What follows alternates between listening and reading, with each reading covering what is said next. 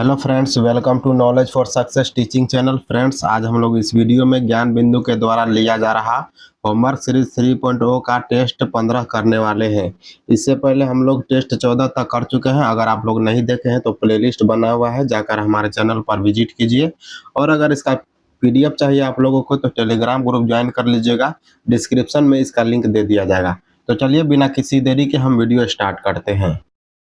First question है आपका 2025 one घोषणा आकलन के संदर्भ में निम्नलिखित कथनों पर विचार कीजिए। पहला कथन आपका दिया गया है, इसे संयुक्त राष्ट्र पर्यावरण कार्यक्रम यूएनईपी द्वारा जारी किया जाता है, जो कि बिल्कुल गलत है। यह दोस्तों किसके द्वारा जारी किया जाता है? एफएओ संगठन के द्वारा जारी किया जाता है। और इस रिपोर्ट के अनुसार 2024 में दुनिया 8.1 मिलियन हेक्टेयर, कुल मिलाकर हो गया दोस्तों 20 मिलियन एकड़ वन अस्थायी रूप से खो देगी। ये बिल्कुल सही है और पहला कथन आपका गलत है। इसका राइट आंसर हो जाएगा ऑप्शन नंबर बी। चलिए आगे बढ़ते हैं। अगला प्रश्न कह रहा है कि हाल ही में भारत के प्रधानमंत्री ने भारत की सबसे बड़ी विदेशी विकास साझेदारी तेल रिफाइनरी परियोजना की प्रगति की समीक्षा की है। दोस्तों कहाँ पर समीक्षा की है? ये आपका मंगोलिया में किया है। ऑप्शन सी इसका राइट आंसर हो जाएगा। चलिए बढ़ते हैं अगले प्रश्न की ओर। अगला प्रश्न है, भारत दक्षिण कोरिया नौसैनिक द्विपक्षीय अभ्यास 2025 के संदर्भ में दो कथन दिया गया है। पहला कथन यह भारत और दक्षिण कोरिया के बीच पहला द्विपक्षीय अभ्यास था, जो कि बिल्कुल सही है। इस अभ्यास में भारतीय नौसेना का प्रतिनिधित्व जो है आईएनएस सह्याद्री ने किया था। ये कथन भी सही है। इसका राइट आंसर हो जाएगा ऑप्शन नंबर सी। 1 और 2 दोनों सही है। चलिए आगे बढ़ते हैं। 4 नंबर क्वेश्चन में क्या कह रहा है, किस राज्य सरकार ने वैश्विक मानव प्रतिभा के लिए मुख्यमंत्री विदेशी भाषा पहल सीएम फ्लाइट शुरू किया है? दोस्तों तो किस राज्य सरकार ने शुरू किया है? ये आपका असम राज्य सरकार ने शुरू किया है। ऑप्शन बी राइट आंसर हो जाएगा इसका। चलिए आगे बढ़ते हैं। संयुक्त राष्ट्र सैन्य योगदान देने वाले यूएनटीसीसी के प्रमुख सम्मेलन में प्रमुखों के सम्मेलन 2025 के संदर्भ में कथनों पर विचार कीजिए। पहला कथन है यह गोवा में आयोजित किया गया था और दूसरा कथन है इसकी मेजबानी भारतीय सेना ने की थी। इसका उत्तर क्या हो जाएगा दोस्तों कि यह गोवा में नहीं हुआ था। दोस्तों ये कहाँ पर हुआ था? नई दिल्ली में हुआ था। कहाँ पर हुआ था? नई दिल्ली में हुआ था। तो पहला कथन आपका गलत हो गया और दूसरा कथन जो इसका सही उत्तर हो जाएगा। तो इसका जो है सही विकल्प देख लेते हैं हम लोग। इसका सही विकल्प क्या हो जाएगा दोस्तों? ऑप्शन नंबर बी इसका राइट आंसर हो जाएगा। केवल 2 सही है। चलिए बढ़ते हैं अगले प्रश्न की ओर। केंद्रीय वित्त मंत्रालय ने अंटार्कटिका में भारत के चौथे अनुसंधान केंद्र की स्थापना को मंजूरी दे दी। इस नए अनुसंधान केंद्र का नाम क्या है? दोस्तों अंटार्कटिका में पूछा जा रहा है। दोस्तों कहाँ पर? अंटार्कटिका में भारत ने चौथा, इससे पहले 3 ऑलरेडी दोस्तों भारत में स्थापना कर चुका है। चौथा की यहाँ पर बात हो रहा है। तो चौथा कौन सा हो जाएगा आपका? चौथा हो जाएगा दोस्तों मैत्री। क्या हो जाएगा? मैत्री 2। ऑप्शन नंबर सी इसका राइट आंसर हो जाएगा। चलिए आगे बढ़ते हैं। क्वेश्चन नंबर 7 पे कह रहा है दोस्तों, सितंबर 2025 में उपभोक्ता मूल्य सूचकांक सीपीआई पर आधारित भाषा की मुद्रास्फीति दर के संदर्भ में दिए गए 2 कथन में से कौन सा कथन सही है? कहा जा रहा है सितंबर 2025 में यह 2024 के इसी महीने की तुलना में घटकर जो है 1.54% रह गई है। ये क्या है दोस्तों? बिल्कुल सही है। क्या है?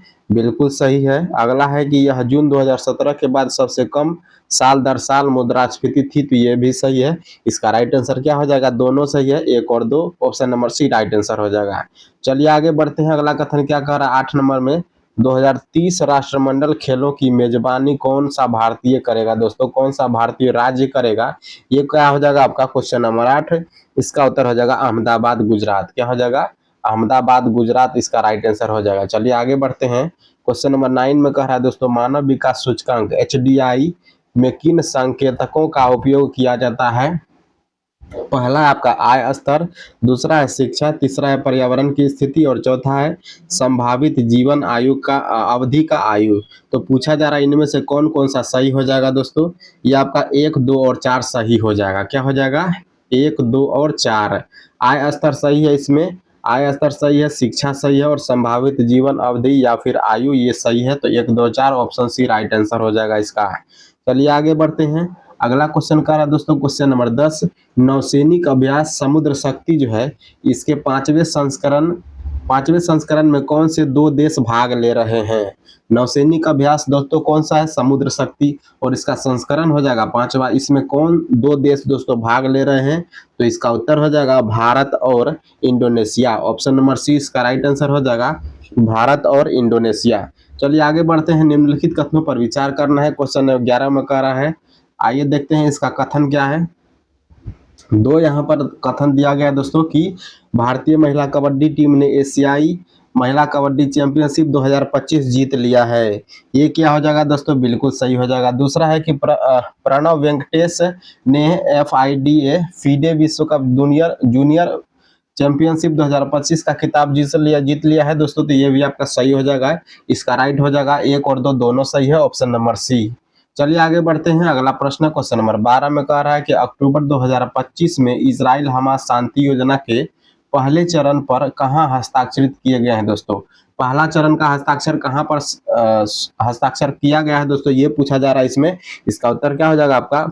शर्म अल शेख, मिस्र में दोस्तों एक जगह है शर्म अल शेख, यहाँ पर इजराइल हमास शांति योजना का पहला हस्ताक्षर किया गया है। चलिए बढ़ते हैं अगले प्रश्न की ओर। अगला प्रश्न क्वेश्चन नंबर 13, इसमें कह रहा है आर्थिक सर्वेक्षण 2024-25 के संदर्भ में निम्नलिखित कथनों पर विचार कीजिए। 2 कथन दिया गया है और इसका राइट आंसर क्या हो जाएगा ये बताना है आपको। तो इसको कह रहा है दोस्तों कि आपूर्ति पक्ष की दृष्टि से वास्तविक सकल मूल्य वर्धित जीवीए दोस्तों वित्त वर्ष 2025 में 6.4% रहने का अनुमान लगाया गया है, जो कि बिल्कुल सही है। क्या है दोस्तों? सही है। वित्त वर्ष 2025 में औद्योगिक क्षेत्र में दोस्तों 6.9% की वृद्धि होने का अनुमान है। ये कथन आपका हो जाएगा दोस्तों गलत। क्या हो जाएगा? गलत। इसका राइट आंसर हो जाएगा केवल 1, ऑप्शन ए सही है। चलिए आगे बढ़ते हैं। अगला प्रश्न क्वेश्चन नंबर 14, इसमें क्या कह रहा है? 2025 में गाजा के लिए 20 सूत्रीय शांति योजना का प्रस्ताव किसने रखा है दोस्तों? गाजा के लिए 20 सूत्रीय शांति प्रस्ताव किसने रखा है? ये दोस्तों आपका रखा है डोनाल्ड ट्रंप ने। किसने रखा है? अमेरिका के वर्तमान राष्ट्रपति और 47वां राष्ट्रपति। अभी डोनाल्ड ट्रंप जो राष्ट्रपति बने हैं 47वें क्रम के राष्ट्रपति बने हैं, इनके द्वारा जो है 20 सूत्रीय शांति योजना रखा गया है। आगे बढ़ते हैं। अगला प्रश्न 15 नंबर में कर रहा है 4th लता दीनानाथ मंगेशकर अवार्ड किसे प्रदान किया गया है? ये यहाँ पर पूछा जा रहा है। ये दोस्तों किसको दिया गया है? ये कुमार मंगलम बिरला को दिया गया है। ऑप्शन नंबर डी इसका राइट आंसर हो जाएगा, कुमार मंगलम बिरला। चलिए आगे बढ़ते हैं। अगला प्रश्न क्वेश्चन नंबर 16, इसमें दोस्तों आपको सुमेलित करना है। क्या करना है? सुमेलित करना है। क्या सुमेलित करना है दोस्तों? देखिए, इकोनॉमिक टाइम्स को पोरेट एक्सीलेंस अवार्ड 2025 के लिए दिए गए कूट के आधार पर सही उत्तर चुनिए। Business leader of the year किसको मिला है दोस्तों?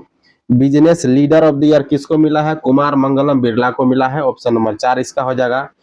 रिफार्मर ऑफ द ईयर किसको मिला है? ये मिला है दोस्तों अश्विनी वैष्णव जी को मिला है। कंपनी ऑफ द ईयर किसको मिला है? ये मिला है महिंद्रा एंड महिंद्रा को मिला है। महिंद्रा एंड महिंद्रा कंपनी को मिला है। और amazing company of the year Zomato को मिला है। किसको मिला है? जोमेटो को। इसका राइट आंसर क्या हो जाएगा? 4 1 2 3। क्या हो जाएगा? 4 1 2 3 ऑप्शन ए में दिया गया है। चलिए आगे बढ़ते हैं। अगला प्रश्न है क्वेश्चन नंबर 17 में कह रहा है दोस्तों निम्न में से गलत आपका सुमेलित कौन सा है? ये आपका पहचान करना है। गलत मिलान कौन सा है? ज्यूरी का विशेष अवार्ड एस सोमनाथ को दिया गया है। ये बिल्कुल सही है। राष्ट्रीय युवा पुरस्कार आकर्षक शराब को दिया गया है दोस्तों। आकर्ष शराब को दिया गया है। Young global leader 2025 Ram Manohar Naidu को दिया गया है। प्रीतजल पुरस्कार 2025 मरीना कोरिना को मिला है दोस्तों। तो ये आपका हो जाएगा गलत। क्या हो जाएगा? ये आपका गलत हो जाएगा। ये दोस्तों किसको मिला है? पर्सिवल एवरेस्ट को मिला है। किसको मिला है? पर्सिवल एवरेस्ट को मिला है। चलिए बढ़ते हैं अगले प्रश्न की ओर। अगला प्रश्न क्वेश्चन नंबर 18 में क्या कर रहा है ये देखते हैं। 18 में कह रहा है दोस्तों सन 2025 में छत्तीसगढ़ में नक्सली हिंसा से निपटने के लिए तथा उस पर नियंत्रण रखने के लिए कौन सा ऑपरेशन चलाया गया है? ये पूछा जा रहा है। तो दोस्तों नक्सली से बचने के लिए दोस्तों निपटने के लिए कौन सा ऑपरेशन चलाया गया है? ये ऑपरेशन आपका हो जाएगा ऑपरेशन कगार। ऑप्शन नंबर बी इसका राइट आंसर हो जाएगा, ऑपरेशन कगार। चलिए आगे बढ़ते हैं। अगला प्रश्न है क्वेश्चन नंबर 19। इसमें क्या कह रहा है? इसमें दोस्तों कह रहा है 2025 में आयोजित सम्मेलन के आधार पर दिए गए कथनों पर गलत कथन कौन सा है उसका चयन करना है। इसमें गलत कथन कौन सा है ये पूछा जा रहा है दोस्तों। विकसित भारत युवा संवाद का आयोजन दिल्ली में किया गया था, जो कि बिल्कुल सही है। सरहुल महोत्सव 2025 का आयोजन झारखंड में किया गया था, ये भी सही है। महिला सुरक्षा और सशक्तिकरण पर स्तरीय सम्मेलन 2025 का आयोजन हैदराबाद में किया गया था, ये भी सही है। अगला क्या कर रहा है आपका, वैश्विक न्याय प्रेम और शांति का बैठक दोस्तों इंग्लैंड में किया गया था। ये दोस्तों इंग्लैंड में नहीं किया गया था, ये दुबई में किया गया था। कहाँ पर किया गया था? दुबई में किया गया था। तो आपका ऑप्शन डी जो है गलत हो जाएगा। चलिए आगे बढ़ते हैं। अगला प्रश्न है क्वेश्चन नंबर 20। इसमें क्या कह रहा है, महिला संवाद अभियान 2025 के संबंध में कथनों पर विचार करना है। कहा जा रहा है दोस्तों कि इसमें सही उत्तर का चयन करना है। इसका आयोजन बिहार में किया गया था। महिला संवाद अभियान 2025 का आयोजन बिहार में किया गया था। क्या? बिल्कुल सही है दोस्तों, यह बिहार में किया गया था। इस संवाद अभियान कार्यक्रम का उद्घाटन उप मुख्यमंत्री सम्राट चौधरी के द्वारा किया गया था। क्या दोस्तों? ये गलत हो जाएगा।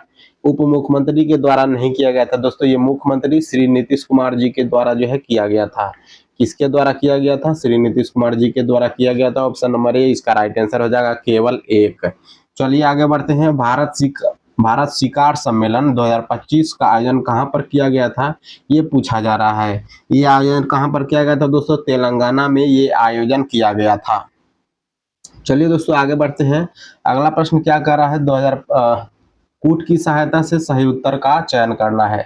कूट की सहायता से सही उत्तर का चयन करना है दोस्तों।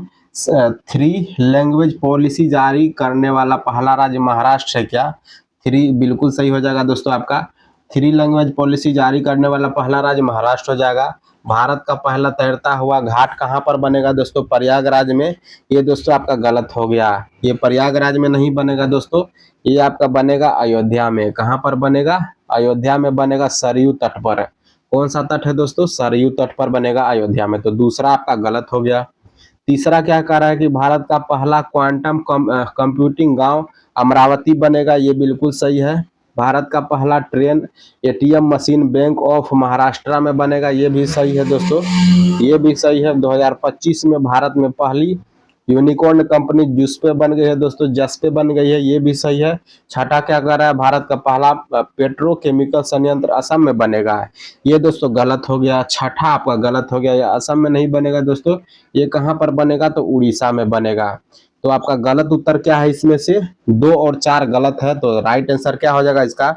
1, 3, 4 और 5। 1, 3, 4 और 5 जो है ऑप्शन बी में दिया गया है। तो इसका राइट आंसर क्या हो जाएगा? Option B. चलिए आगे बढ़ते हैं। क्वेश्चन नंबर 23 में क्या कह रहा है, भारत का पहला सहकारिता विश्वविद्यालय कहाँ पर स्थापित किया गया है दोस्तों, ये पूछा जा रहा है। ये कहाँ पर स्थापित किया गया है? आनंद गुजरात में स्थापित किया गया है। कहाँ पर स्थापित किया गया है? आनंद गुजरात में। बढ़ते हैं अगले प्रश्न की ओर। सन 2025 में जल संरक्षण के लिए भागीरथ ऐप शुरुआत किसके द्वारा किया गया दोस्तों? भागीरथ ऐप की शुरुआत किस राज्य के द्वारा शुरू किया गया, ये यहाँ पर बोला जा रहा है। उत्तराखंड हो जाएगा। क्या हो जाएगा? उत्तराखंड। ऑप्शन नंबर सी इसका राइट आंसर हो जाएगा। 25वां प्रश्न क्या कर रहा है, आइए देखते हैं। भारत और रूस के बीच आपका इंद्र अभ्यास के 14वें संस्करण का आयोजन कहां पर किया गया था? कौन सा संस्करण दोस्तों? 14वें संस्करण का बोल रहा है, तो यह कहां पर किया गया था? चेन्नई में किया गया था। ऑप्शन नंबर बी इसका राइट आंसर हो जाएगा, चेन्नई। क्या हो जाएगा राइट आंसर? चेन्नई। चलिए आगे बढ़ते हैं। कृत्रिम पारिस्थितिकी तंत्र का उदाहरण क्या है दोस्तों? कृत्रिम पारिस्थितिकी तंत्र का उदाहरण क्या है, ये यहाँ पर पूछा जा रहा है। ये हो जाएगा आपका खेत। क्या हो जाएगा? खेत। बढ़ते अगले प्रश्न की ओर। तूतीकोरिन बंदरगाह किस राज्य में है? तमिलनाडु में है। कहाँ पर है दोस्तों? तमिलनाडु में है। ये आपका पूर्वी घाट का बंदरगाह है। किसका बंदरगाह है दोस्तों? पूर्वी घाट का बंदरगाह है, जिसको हम लोग कोरोमंडल तट भी कहते हैं। क्या कहते हैं? कोरोमंडल तट। चलिए आगे बढ़ते हैं। फॉरवर्ड ब्लॉक की स्थापना किसने किया था, ये यहाँ पर बोला जा रहा है। फॉरवर्ड ब्लॉक की स्थापना सुभाष चंद्र बोस ने किया था। कब किया था दोस्तों? 1939 ईस्वी में किया था। कब किया था? 1939 ईस्वी में। आगे बढ़ते हैं। उत्प्रेरक का कार्य क्या होता है? उत्प्रेरक का कार्य होता है दोस्तों अभिक्रिया की दर को बढ़ा देना, अभिक्रिया की दर को घटा देना। तो ए और बी इसका दोनों राइट आंसर हो जाएगा। उत्प्रेरक का कार्य होता है। चलिए आगे बढ़ते हैं। साइमन कमीशन का विरोध क्यों हुआ था? साइमन कमीशन का विरोध क्यों हुआ था दोस्तों? क्योंकि इसमें एक भी भारतीय शामिल नहीं था। ऑप्शन नंबर बी जो इसका राइट आंसर हो जाएगा, इसमें एक भी भारतीय शामिल नहीं था। आगे बढ़ते हैं। 1946 के नौसैनिक विद्रोह का नायक कौन था दोस्तों? ये कहा जा रहा है एमएस खां हो जाएगा। क्या हो जाएगा? एमएस खां। ऑप्शन नंबर सी इसका राइट आंसर हो जाएगा। चलिए आगे बढ़ते हैं। धात्विक खनिज का उदाहरण क्या है? धात्विक खनिज का उदाहरण क्या है? सोना, चांदी और लोहा है। ऑप्शन ए इसका राइट आंसर हो जाएगा। अगला है बैलाडीला किस लिए प्रसिद्ध है? लौह अयस्क के लिए प्रसिद्ध है। ऑप्शन बी जो है राइट आंसर हो जाएगा। चलिए बैलाडीला का खान कहाँ पे है दोस्तों? आप लोगों को पता होगा ये, क्योंकि यह प्रश्न बार बार एग्जाम में पूछा जाता है। बैलाडीला का खान छत्तीसगढ़ में है। चलिए बढ़ते हैं अगले प्रश्न की ओर। उष्णकटिबंधीय सदाबहार वनस्पति का उदाहरण कौन सा है दोस्तों? कौन सा वनस्पति हो जाएगा? तो ये आपका महोगनी हो जाएगा और रोजवुड हो जाएगा। ऑप्शन नंबर ए इसका राइट आंसर हो जाएगा। अगला प्रश्न है 35 में कह रहा है दोस्तों, नौका दौड़ किस राज्य का प्रसिद्ध खेल है? नौका दौड़ दोस्तों केरल का प्रसिद्ध खेल। ऑप्शन डी राइट आंसर हो जाएगा। बढ़ते अगले प्रश्न की ओर। नरौरा परमाणु विद्युत संयंत्र किस राज्य में स्थित है? उत्तर प्रदेश में स्थित है। Option number C right answer हो जाएगा इसका।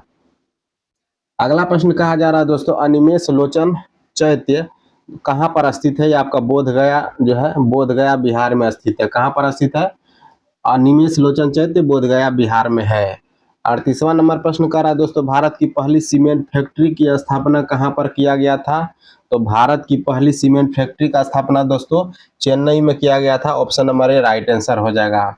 बढ़ते अगले प्रश्न की ओर। गारो खासी जयंतिया किसका भाग है दोस्तों? ये पूछा जा रहा है। तो गारो खासी जयंतिया किसका भाग हो जाएगा? ये हो जाएगा दोस्तों प्रायद्वीपीय पठार का। Option number B right answer हो जाएगा। प्रायद्वीपीय पठार का भाग हो जाएगा गारो खासी जयंतिया। अगर हम बात करें ये दोस्तों कहाँ पे है, तो ये हो जाएगा दोस्तों मेघालय की पहाड़ी है। कहाँ की पहाड़ी है? मेघालय की पहाड़ी है गारो खासी जयंतिया। अगले प्रश्न की ओर बढ़ते हैं। कहा जा रहा है दोस्तों, गूगल द्वारा भारतीय ग्रामीण महिलाओं के लिए कौन सा प्रोग्राम चलाया जा रहा है? आइए इसका विकल्प देख लेते हैं। गूगल द्वारा कौन सा प्रोग्राम चलाया जा रहा है भारतीय महिलाओं के लिए? ये क्या हो जाएगा दोस्तों? इसका नाम हो जाएगा क्वेश्चन नंबर 40। इसका जो नाम हो जाएगा Internet Saathi. Option number B right answer हो जाएगा। अगला प्रश्न है, विधान परिषद का सदस्य बनने के लिए न्यूनतम आयु कितनी होनी चाहिए? 30 वर्ष होनी चाहिए। कितनी होनी चाहिए? 30 वर्ष होनी चाहिए विधान परिषद की सदस्य बनने के लिए। और अगर हम विधानसभा की बात करें दोस्तों, तो 25 वर्ष हो जाएगा आपका विधानसभा में भाग लेने के लिए। चलिए बढ़ते अगले प्रश्न की ओर। बृहद ट्रंक मार्ग ग्रैंड ट्रंक रोड का निम्न में से किससे संबंधित है दोस्तों? तो सड़क परिवहन से संबंधित है। आप लोगों को पता होगा 16वीं शताब्दी में शेरशाह सूरी ने, किसने दोस्तों? शेरशाह सूरी ने 16वीं शताब्दी में जो है ग्रैंड ट्रंक रोड का निर्माण करवाया था। आगे बढ़ते हैं क्वेश्चन नंबर 43। इसमें क्या कह रहा है, विश्व स्वास्थ्य संगठन WHO का मुख्यालय कहाँ पर है दोस्तों? स्विट्जरलैंड के जेनेवा में है। कहाँ पर है?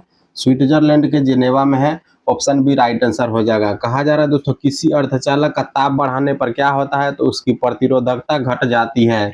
किसी अर्धचालक का कंडक्टर का अगर हम ताप बढ़ाएंगे तो उसका जो है प्रतिरोधकता रेजिस्टेंस दोस्तों घट जाएगी। बढ़ते अगले प्रश्न की ओर। ओडोमीटर एक उपकरण है दोस्तों। इसके द्वारा क्या मापा जाता है? तो दूरी मापा जाता है। क्या मापा जाता है? दूरी मापा जाता है। नेक्स्ट क्वेश्चन है 46 नंबर। अलकनंदा तथा भागीरथी नदी कहाँ पर आकर मिलती है? देवप्रयाग में मिलती है। कहाँ पर मिलती है दोस्तों? देवप्रयाग में मिलती है। और उसके बाद जो आपका गंगा नदी का निर्माण हो जाता है। क्या हो जाता है? गंगा नदी का निर्माण हो जाता है। अगले प्रश्न की ओर बढ़ते हैं। अमनगढ़ बाघ रिजर्व दोस्तों कहाँ पे है? ये पूछा जा रहा है। अमनगढ़ बाघ रिजर्व कहाँ पे है? उत्तर प्रदेश में है। ऑप्शन ए राइट आंसर हो जाएगा। अगला प्रश्न, चरक किस वंश से संबंधित थे दोस्तों? चरक जो थे एक चिकित्सक थे। कौन थे? चरक और चिकित्सक थे। और यह किसके दरबार में रहते थे? किस राजवंश से संबंधित है? ये पूछा जा रहा है। ये हो जाएगा दोस्तों कुषाण राजवंश से संबंधित है। बढ़ते अगले प्रश्न की ओर। बिहार मानवाधिकार आयोग का गठन कब हुआ था? बिहार मानवाधिकार आयोग का गठन 2000 ईस्वी में हुआ था। ऑप्शन बी राइट आंसर हो जाएगा इसका। चलिए आगे बढ़ते हैं। अगला प्रश्न है, उपराष्ट्रपति को पद से हटाने के लिए कैसे हटाया जा सकता है दोस्तों? उपराष्ट्रपति को पद से हटाने के लिए क्या किया जा सकता है? ये पूछा जा रहा है। तो राज्यसभा के संकल्प द्वारा जो है ये उपराष्ट्रपति को हटाया जा सकता है, क्योंकि राज्यसभा का जो है पदेन सभापति कौन होते हैं? राज्यसभा के पदेन सभापति होते हैं उपराष्ट्रपति।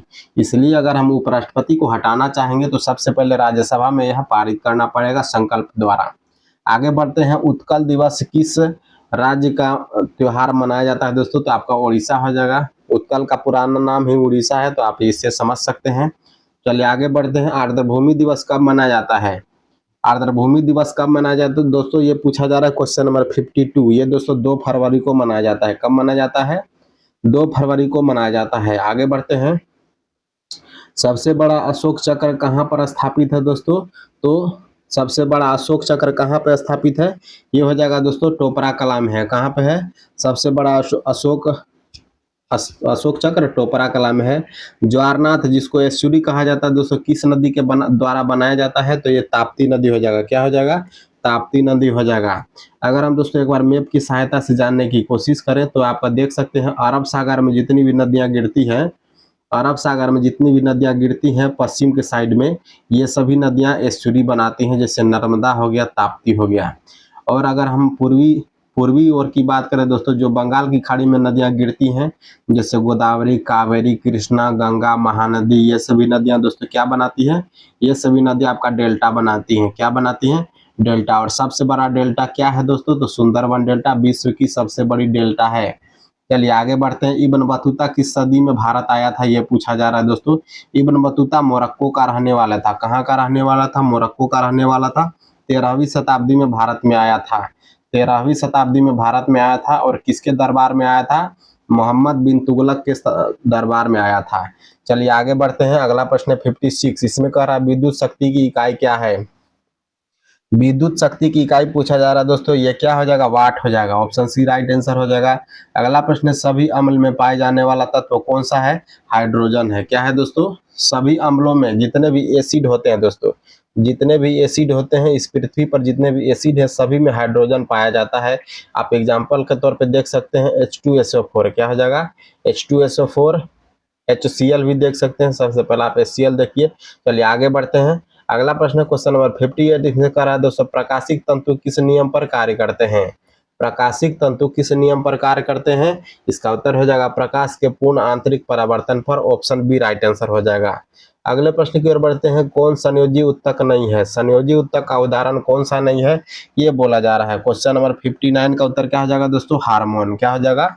हार्मोन संयोजी उत्तक नहीं है। बाकी आपका देख सकते हैं उपास्थि, अस्थि और रक्त, ये तीनों जो है संयोजी उत्तक हैं। चलिए आगे बढ़ते हैं।